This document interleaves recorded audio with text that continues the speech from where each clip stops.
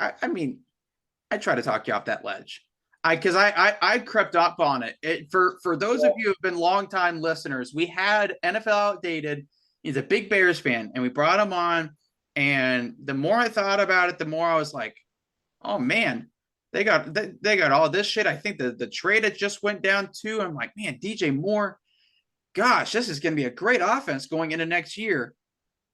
And then they were going out there with shit stains on their pants, leaving the field. The first half of the season. They have clicked though, since Fields has come back from his injury. They have clicked. So I don't feel like a total dumbass for creeping up on that. But I tried to grab your shirt and you said, no, Josh, let me be free. Let me jump. That's okay. Well, since we're here talking about this, yeah, I took the ledge, but I think you're standing on the ledge with me now.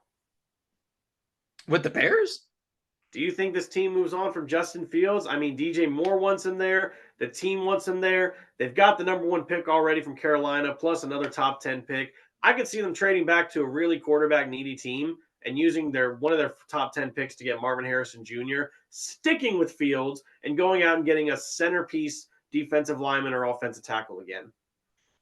So I'll say this. I don't know if you heard this or not, but I heard that one former Chicago player said that they are getting from them that they're keeping Justin, which is a mind-boggling, asinine. He hasn't been playing bad the last couple of weeks. He did this last year too, towards the end of the season, though. That's the thing. You can't tell me you get him the best wide receiver, arguably, in college football this year, and then you go out and get another cornerstone offensive tackle who they're just going to add with the guy they drafted last year. You can't tell me that offense isn't going to look like 10 times better. And the defense is already looking fantastic since they obtained Montez Sweat. He turned that team around. So I mean, it's look at Baltimore right there. Look at Baltimore. The defense was missing that cornerstone piece. They traded for Roquan. Suddenly, they're now the best defense in football. Okay, the Bears, the offense was struggling. The defense is struggling. Boom, they trade to get Montez Sweat. Defense is doing better. Can't trade for anyone on offense. Might as well use a top 10 pick to get the best college football player yet. I don't hate the idea of having Marvin Harrison go to Chicago at 1. I hate the idea of Chicago going, you know what? We have some bigger names in this offense, right? They signed David Montgomery, I believe, to a 3-year contract in the offseason. They gave Robert Tonyan a 2 or 3 year contract. DJ Moore is locked up for a few years. Montez Sweat is going to be a free agent, but you assume with the compensation they end up giving, I believe it was a 2nd round pick, they're going to end up getting that deal done too. Fields is coming up on a contract. Would you not much rather just reset the clock? Like, why not just push that back a few years and get Caleb motherfucking Williams and give him everything that you're talking about minus Marvin Harrison? Well, he looked pretty good. It looked like the only thing that Caleb Williams couldn't do really well was tackle, which I'm assuming is why he was on the sidelines for his defense. But the offensive side that he, played was really great. Look, I'm gonna end this Caleb Williams hype right here. Okay. When I saw the dude crying after losing a football game, I lost all credibility to him. He ran crying to his mommy. First off, I get it. It's an emotional sport. Go cry in your locker room with a towel in the head like the rest of the fucking guys. That was a major turnoff. And then look at him coming out of USC now going into this draft. From his side and his agent, we want part ownership in the team that's going to possibly take us. Lost more credit there. And then what do? USC goes out here, plays great in their bowl game, and they start celebrating. We're a team now. All because Caleb Williams is gone. I think we need to put some red flags around this guy and see, is he really going to be that cornerstone quarterback piece that people are looking for? I really think the quarterback to beat this year is going to be your taller Tua or your bigger Tua or Bo Nix, even though he's got such good draft stock already, he's going to be playing in the Senior Bowl. I love that.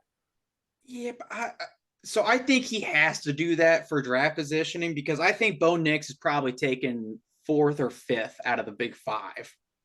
I don't know where all the hype is around May. I really don't see it. Maybe you should study more film and come back here and tell me what you like about May. I was going to say I haven't I haven't seen specifically what happened between last year and this year, but there was a bit of a difference. I mean, there were times where I felt like that kid Riley Leonard looked better than he did. That kid out of Duke. He just entered the transfer portal too. I can't remember where he just ended up going. But sorry, I thought something ended up dropping there. I think with Caleb, some of your criticism valid. I the crying after the game I think is absurd. To sit there and criticize him for. Have you never seen March Madness? I that's why I like college sports. Or like, gosh, I remember last year, Bengals end up getting eliminated by the Chiefs in the AFC Championship game. Just Vasai is sitting there on the sidelines crying. You can't tell me you've never seen a Ravens player sitting there on the sidelines crying after losing a playoff game. I'm not looking at that one too much. But I do think that the worrisome thing, and he did come from Lincoln Riley as well, there's a little bit of Kyler Murray. I think that there are similar playing characteristics of Mahomes. I think it's a little bit overplayed by the media. But I think personality-wise, that's the thing that scares me. The personality thing makes me think, shit, are we looking at another Kyler where I have to sit here and say Kyler Murray is amazing if you're just taking his on-the-field stuff? Everybody wants to sit there and talk about how many video games and everything he ends up playing, or, oh gosh, I was seeing him play on Twitch until 3:00 in the morning on game day. Okay, yeah, but he looks like fucking Pac-Man when he's on the field. So I think I'm okay with a 25-year-old, living his 20s up. But that can seep into a locker room in a negative way. Where I think that's where the maturity aspect is. That's what it is. There. I was trying to find the word. I don't think he's mature enough. Very good. The last quarterback I can remember who wasn't mature enough for the NFL? Baker Mayfield, and he wasn't. I was going to say Johnny Manziel, but good. You still got Cleveland right. Yeah. I thought Baker was a little too cocky. Same with Josh Rosen. That was Rosen's downfall. He was so cocky he couldn't back. Dude, you remember when Baker grabbed his nuts? Was that against Kansas? Grabbed his nuts at fans? Yeah. Or when he planted the OU flag up at Ohio State. Yeah, that's right. I forgot.